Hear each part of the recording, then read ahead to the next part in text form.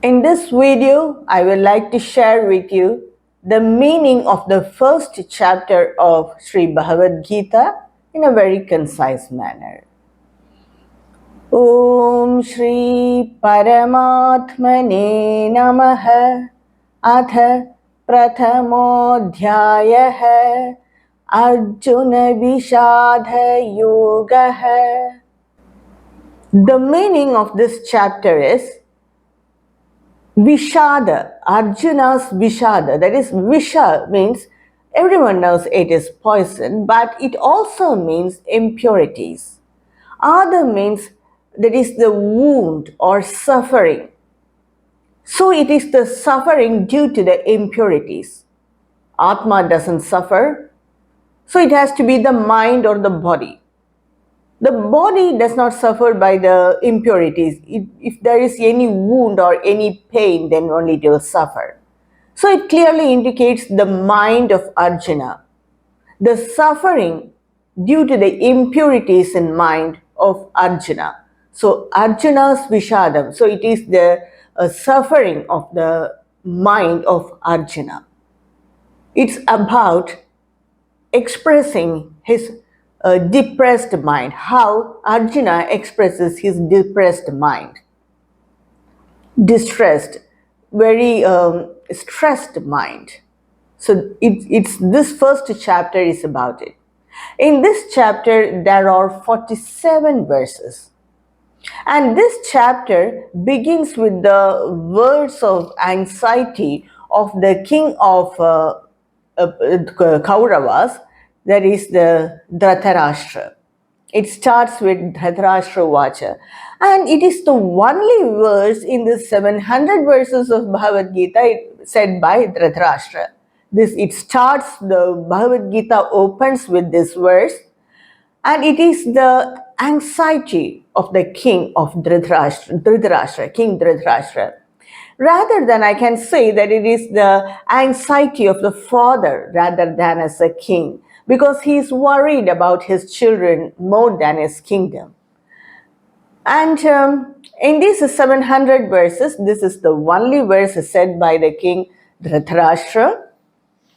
Apart from it, 42 verses are said by Sanjaya and 81 verses by Arjuna. He asks all the questions. Just like us, if we go through these verses, we will understand how he resembles our state of mind. And the rest 576 verses are said by Lord Krishna. And most of the verses, majority of the verses, that is 645 verses, are set in the meter of Anushtup Chandaha. And 37 verses are set in the meter of Upajadi. So that's a very common thing about Bhagavad Gita, all the chapters. And now we will see this chapter, meaning of this chapter. Dhritarashtra uvacha dharmakshetre kurukshetre samaveta yuyutsavaha mamaka pandavaschaiva kima kurvada sanjaya. So this is the meter Anushtup Chanda. It has, that is the 32 letters, separated 8 by 8 in 4 sections. And it expresses the anxiety of the king Dhritarashtra. It very clearly indicates that Mamaka, what is happening in the war field, Sanjaya, between my people, Mamaka, and Pandava state, and the children of Pandava. So what's happening in the war field between my children and the children of the Pandavas? For that, Sanjaya says, seeing the Pandava army, the king Duryodhana, seeing the Pandava army, he was so disturbed in mind. And this clearly indicates that the greediness of the king Duryodhana, the prince Duryodhana. Seeing all the Pandava armies, he was so disturbed. Seeing their commander-in-chief and all the great leaders of the Pandavas, Arjuna, and his charioteer was Lord Krishna, Bhima, and Yudhishthira, Nagala, Sakadeva, he saw all of them and the great leaders from all other countries also who stood with them for dharma. He was so disturbed in mind and he went near his acharya, that is Dronacharya. Dronacharya is the teacher of Duryodhana as well as the Pandavas, and his most dear student was Arjuna. So he went near his Acharya and his commander-in-chief and his grandfather Bhishmacharya. He went near them and said, Aparyaptam tadasmakam balam bhishmabhirakshitam paryaptam tvidame balam bhimabhirakshitam. So I feel that the army that is commanded by Bhishma, that is protected by Bhishma, is aparyaptam, is not sufficient. Actually, the number of warriors in the Kauravas are great than the number of warriors in the Pandavas. But he feels, Duryodhana feels, that his army protected by Bhishma is not sufficient, but paryaptam. It is sufficient, the army protected by Bhima. So he feels, this shows that his greediness. So he feels that, and he says this, and he says this to his teacher Dronacharya and Bhishmacharya. Ayaneshu cha sarveshu yatha bhagamavasthita Bhishmameva bhirakshantu bhavantah sarva eva he. There is this is the expression of his insecurity. Duryodhana expressing his insecurity. And this is the 11th verse of the first chapter. And he says, we should all protect Bhishmacharya, our commander-in-chief, because he is our strength. If something happens to him, then we are lost. So protect. We all should take care to protect Bhishmacharya. That's what he expresses here. Then hearing this, Bhishmacharya, he just was irritated, because if any one of the soldier or the warrior, if they become weak at this point of time, then that's all, the war is lost. So immediately, Bhishmacharya, he took his conch and blew it. The great sound, he blew it. And immediately following that, other warriors also, Dronacharya, Kripacharya, everyone took their respective conches and blew it. And the soldiers, they drummed their kettle drums and they blew the cow horns. These are all the instruments kept by the warriors to make the other people energetic, just to make them energetic to fight the war. So this is usually followed in all the battles. Like that he did, Bhishmacharya, he first started it. Immediately following this, Lord Krishna, he took his Panchajanya and he blew that. Immediately, Arjuna took his own conch, Bhima, Yudhishthira, Nagala, Sahadeva, everyone took their respective conches and they blew it. And they did it. And the sound arose from this instrument. These instruments were so great that it pierced the heaven itself. It is explained like this in this chapter. It was so great, the sound was so great, they make this sound purposefully so that the warriors, to make the warriors energetic and eager to fight. Usually when we hear some drum beat, our legs automatically move to dance. Just like that, by these sounds, they get the utsaha, they get the happiness or the eagerness to go to fight. So that both the warriors, the Kauravas as well as the Pandavas, they did.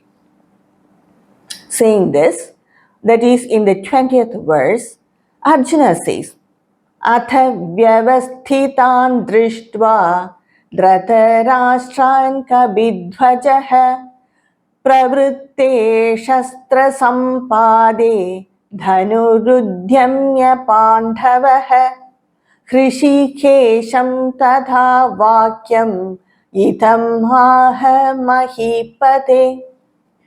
So the flag of the Pandavas, it has the symbol of Hanuman, Kabidhvaja. Dhvaja means the flag, Kabi means monkey actually, but here it is refers to Hanuman. They have this flag, and the people, that is the Pandava, under this flag in his chariot, that this implies Arjuna, seeing the people of the Dhritarashtra's party, children of Dhritarashtra, he was so depressed in mind, and seeing them so ready to discharge their weapons, discharge their arrows, they were so ready. Seeing them, he said in a very dejected state of mind to Hrishikesha. That's one of the name of Lord Krishna. In this whole of Gita, many names comes for Krishna. Hrishikesha, it means the person who controls the senses. And it's very much needed here, because only when we control the senses, our mind and buddhi will work. Mind and buddhi doesn't have much difference, only the functional difference. They both are thoughts. What the mind says, the buddhi will decide according to it, and it will make the indriyas, that is the five senses, to act accordingly. So Hrishikesha is the person who knows to control his senses. It also means the person who has beautiful hair. The hair of Lord Krishna is explained in Bhagavad and all as a very beautiful, dark, curly hair. But here it means the person who controls the senses. Seeing the party of the Kauravas ready to discharge the weapons, to Lord Krishna, Arjuna said, Arjuna uvacha senayorubhayor madhye ratham sthapaya mechuda yavadetaniriksheham yodhyukamanavasthitan kairmaya saha yodhavyam asmin rana samudhyame. This is the 21st and 22nd verses of the first chapter. Seeing them ready to fight with him, Arjuna said, Krishna, take this chariot to the center of the war field and place it in the center of the war field, between the center between the two armies, center of the Kurukshetra war field. Take my chariot there. And because I want to see who are all eager to fight with me for this small piece of land, and with whom and all I want to fight. So I want to see this, so please take the ratha, that is the chariot, in the middle of the war field and place it there. The chariot of Krishna, that is Arjuna, is very beautifully explained in the Kathopanishads. The horses, the chariot of, that is the ratha of Arjuna, are driven by Lord Krishna. It has 5 horses. And these 5 horses represent our indriyas, which goes in different ways. And the reins are connected to these horses. It represents our mind. So the indriyas, they are controlled by the mind, and this mind was strongly held by the intellect.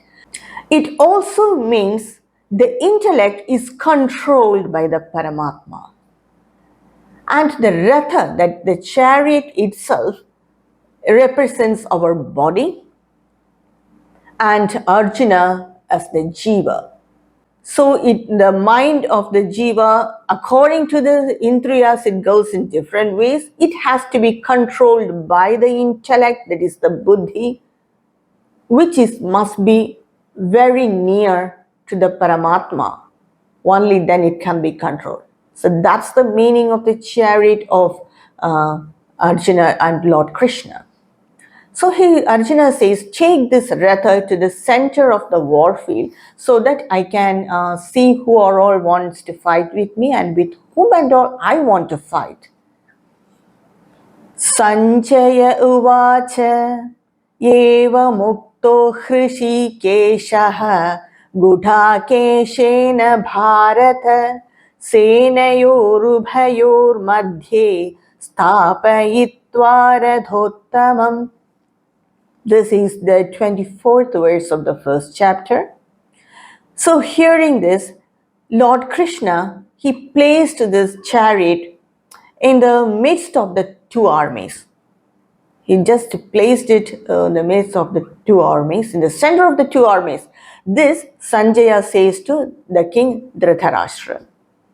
The next verse, that is the 25th verse, clearly says, Bhishma Drona Pramukhatah Sarvesham cha Mahikshitam Uvacha Partha Pashyaitan Samavetan Kuruniti.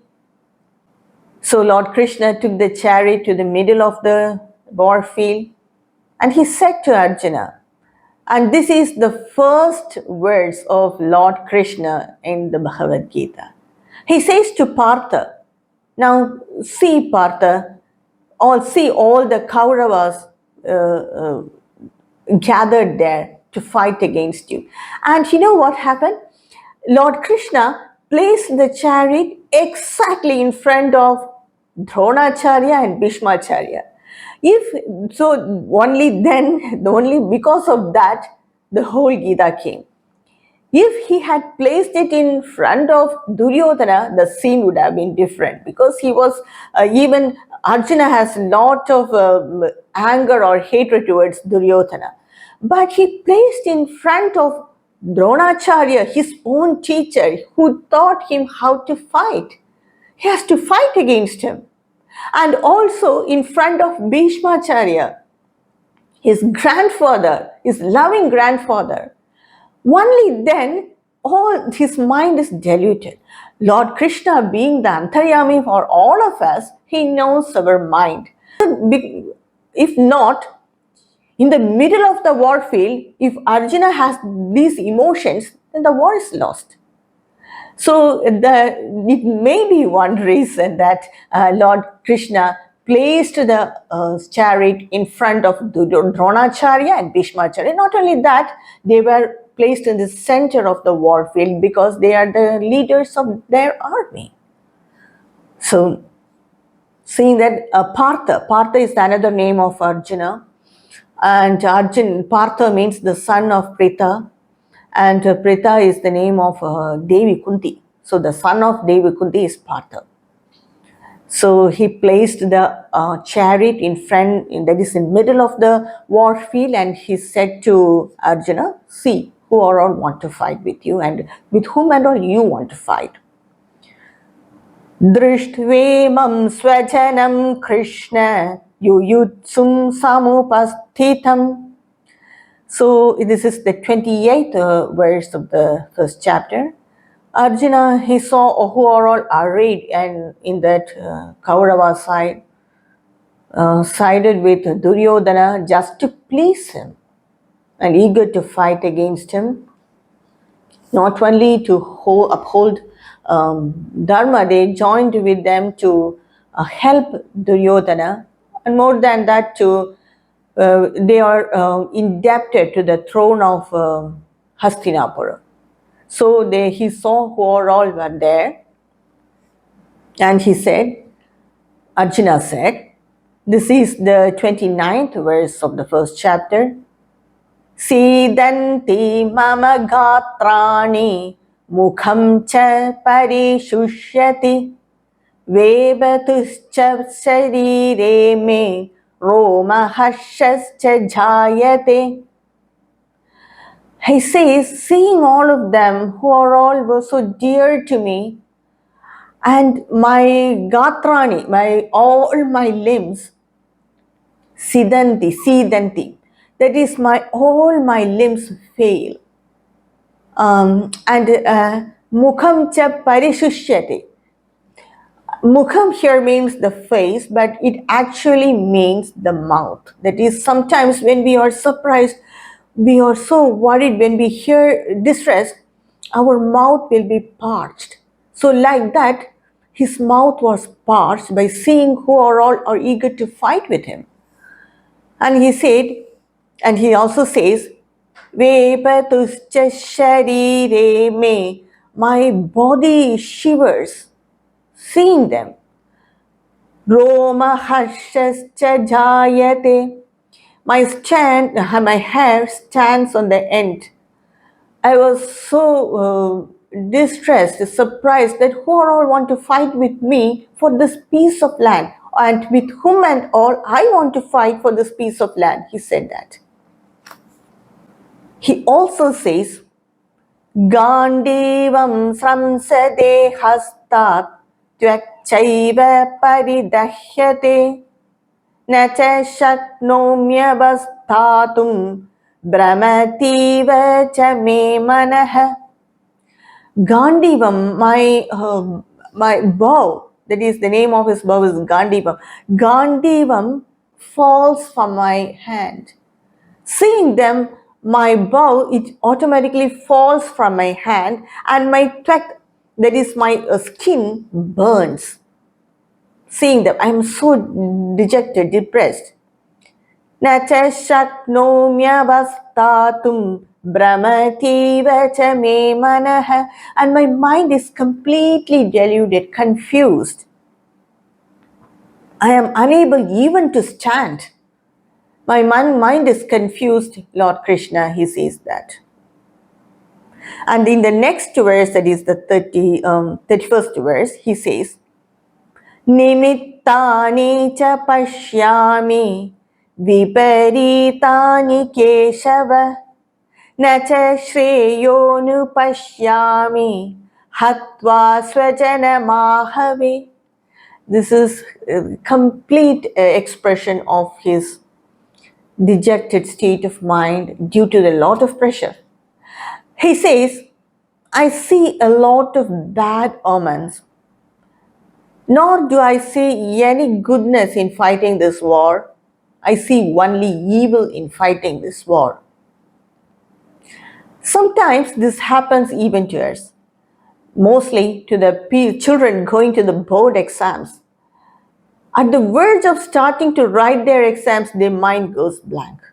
Or they feel that what is the need for all this? Why should I write it? And many incidents have been reported in newspapers and in the TV news, that some children, they just throw everything and they come out of the exam hall. The same thing happened to Arjuna also. That's why it says Bhagavad Gita is useful even in the modern time, because all these problems are similar to our problems of our mind. It's not an ancient text. Of course, it is an ancient text, but in use even now. So Arjuna says, I don't see any goodness in this, in fighting this, going to this war. So I don't feel the need for this war to killing my own people in the battle. So he was so dejected.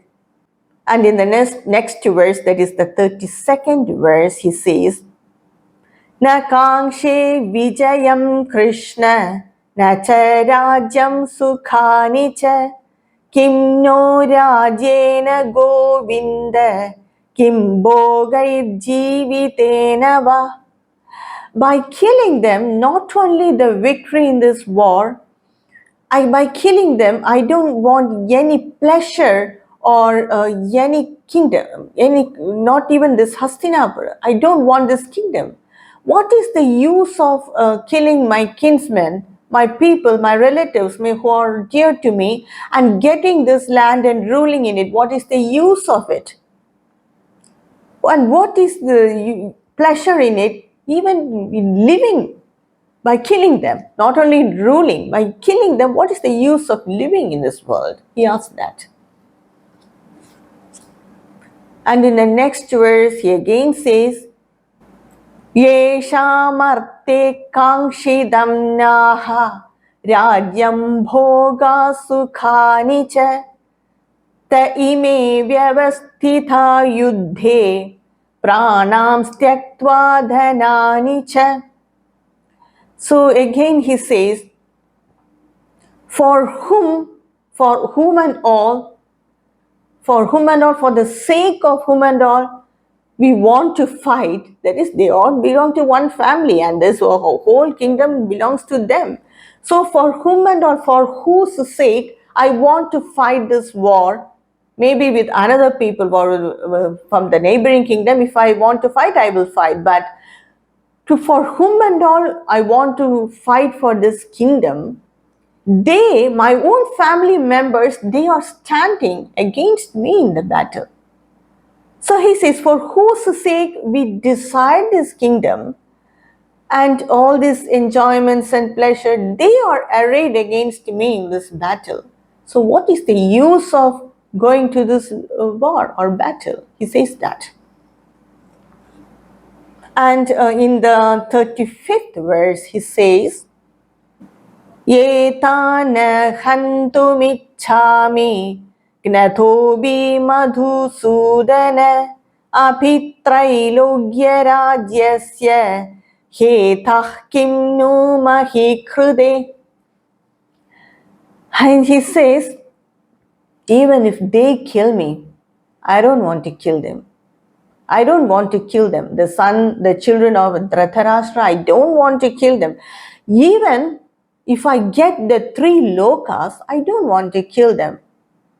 Not only for this piece of land or Hastinapur, this kingdom, even if I get 3 worlds, I don't want to kill them because it is not proper to kill our own relatives and get the kingdom or the piece of land.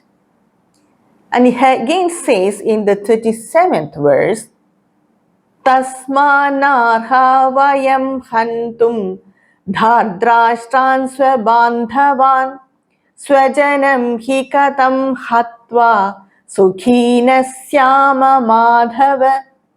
And Madhava, this is another name of Lord Krishna. And he says, we should not kill them. We should not kill our relatives. Because how can we be happy by killing them? Even if we get the kingdom, how can we be happy by killing them, Madhava? He asked that. And in the 39th verse, again he says, Katam nagyeyamasmabihi pavadasmani vartitum kulakshaya hridam dosham Prabhashyadbhiv Janardhana. Janardhana. This is another name of Lord Krishna. And he says, I see evil in killing them, because if we kill a person, that is also a leader of that person in the family, that is the men in the family, all the men in the family would have come to the war. And if I kill them, their kula will be destroyed. Kulanasha, that will result. So I see clearly evil in killing a family, because a person in the family is killed, then the whole family is destroyed. So I clearly see evil and I don't see any good, Krishna, so I don't want to kill them. Kulakshaye pranashyanti kuladharma sanatanaha Dharme nashte kulam kritsnam adharmo bhibhavatyutha. What he says is, if the family is destroyed, then the religious rites followed by that family will be destroyed. Every family will have their own religious rites, spiritual rites, and each and every family will have a Kuladeva. That worship will be stopped. So everything will be destroyed if we kill the men in the family, the men responsible in that family. If we kill them, the whole family is destroyed. So that family is destroyed, then the whole family attached to them, everyone will be destroyed. So that dosha of not doing these religious rites, that will definitely give back to that whole family. So it's an evil. I see an evil in that, he says to Lord Krishna. अधर्माभिभवत् Krishna प्रदुष्यन्ति कुलस्त्रियः स्त्रीषु दुष्टासु वार्ष्णेय जायते वर्णसङ्करः. This is another name to Lord Krishna. Varshneya, because he is the descendant of Virishni. That is, his ancestor, his forefather was the king Virishni. So he is the descendant of Virishni, and he is known as the Varshneya. He says if the family is destroyed, then the women in the family are destroyed. They will not have any place to go. So they may go to the other varnas, and the varna from that, men from that varna, they will come here. So there is complete intermingling of varnas, and because of that, the religious rites will be stopped and everything will be destroyed. Here, what Lord Krishna says is varna is not the caste system which is followed in today's modern life or in today's society. It is not the caste that we write in the obligation forms, not that. It is the varna.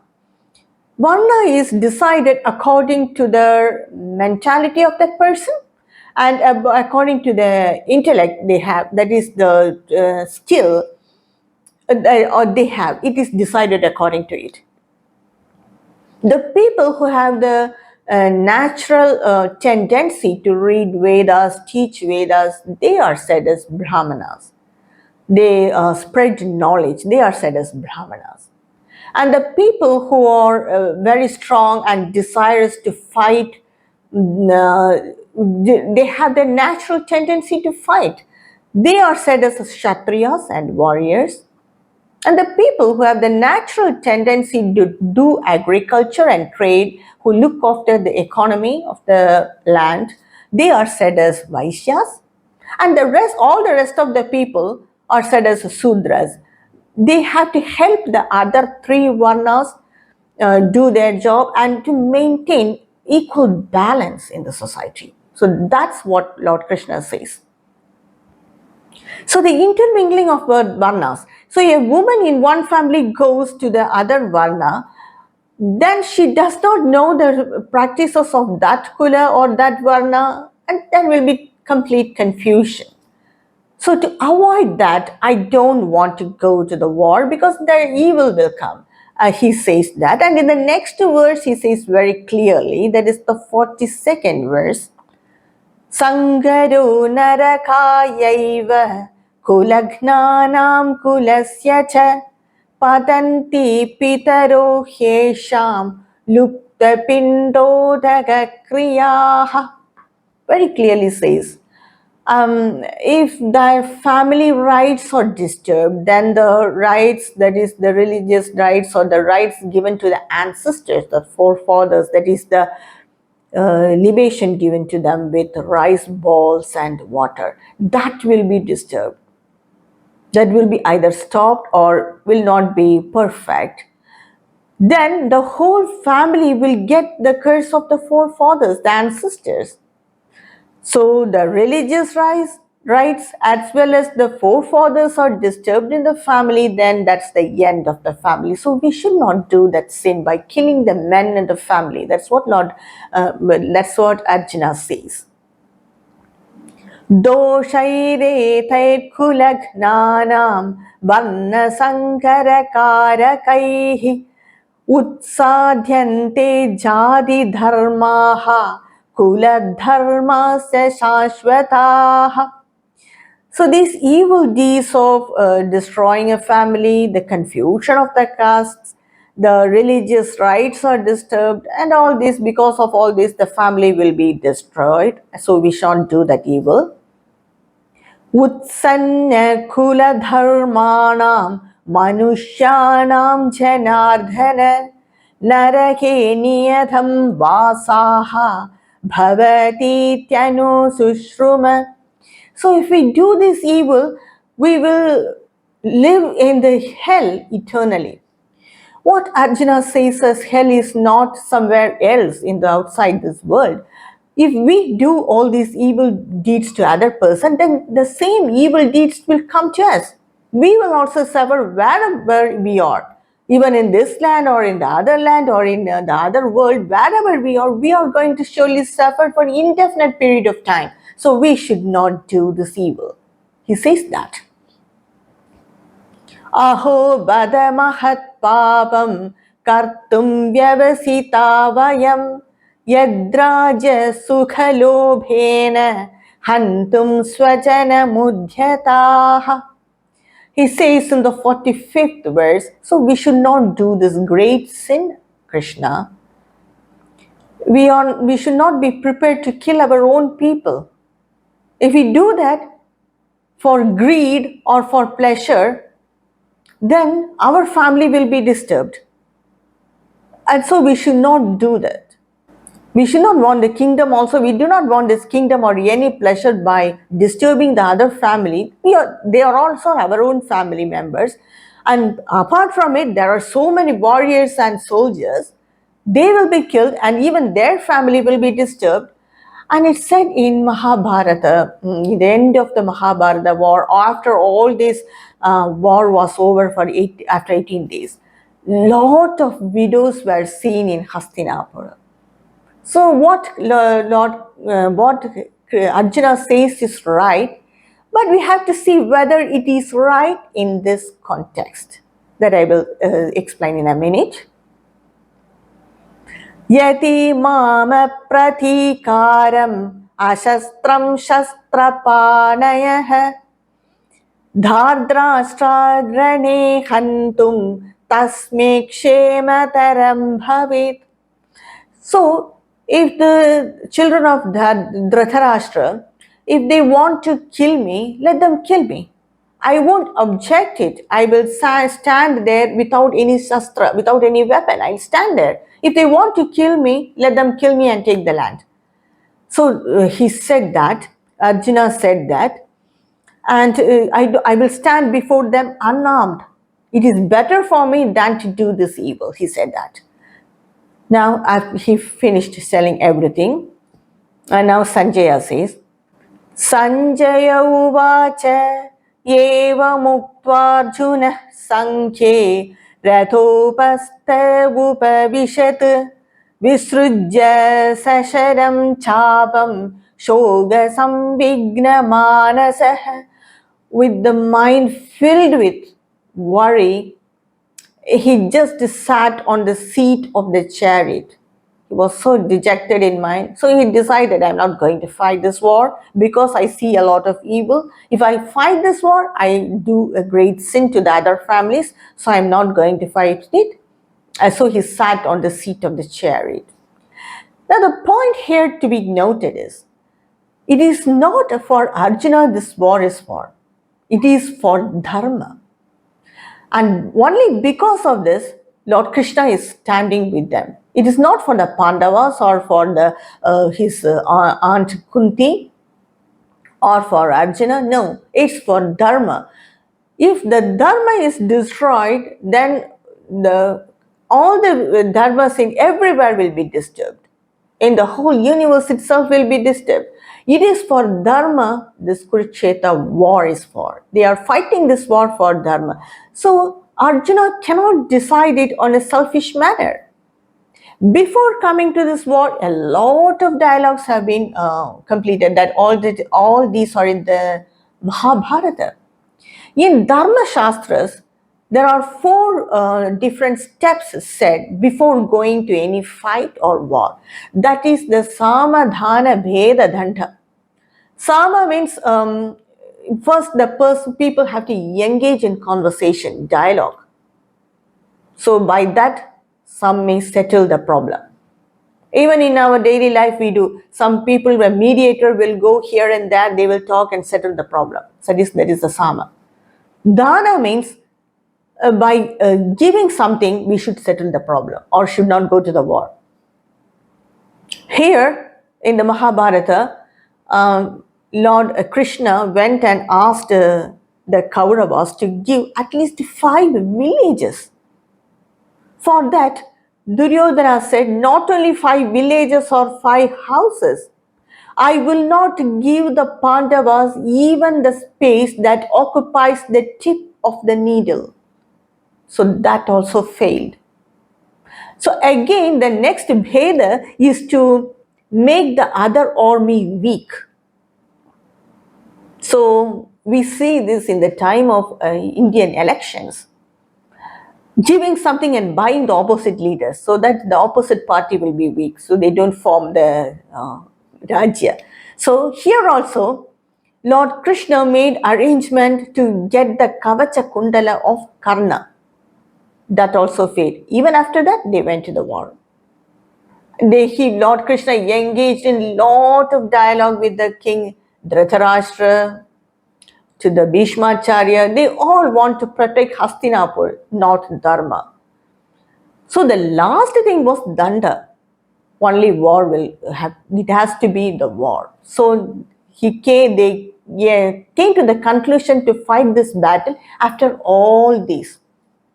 But Arjuna, at this moment of time, he is forgetting all that.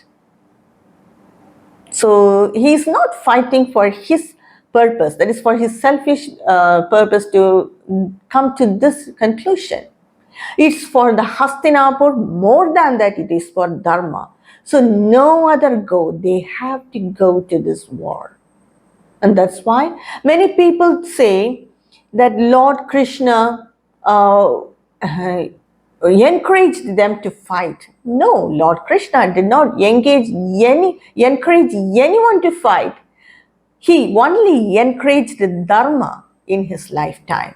And all his actions were based on Dharma, whether we understand it or not. So that's the first chapter of Srimad Bhagavad Gita. And in my next video, I will explain the next chapter.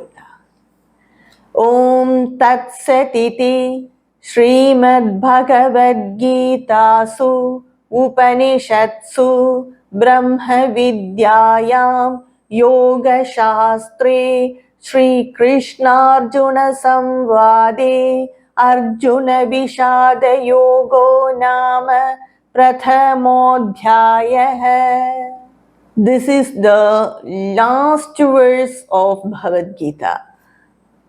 Yatra Yogeshwarah Krishna Yatra Partho Dhanurdharah Tatra Shrir Vijayo Bhuti Druvani Tirma Tirmama. Om Shri Krishna Arpanamastu.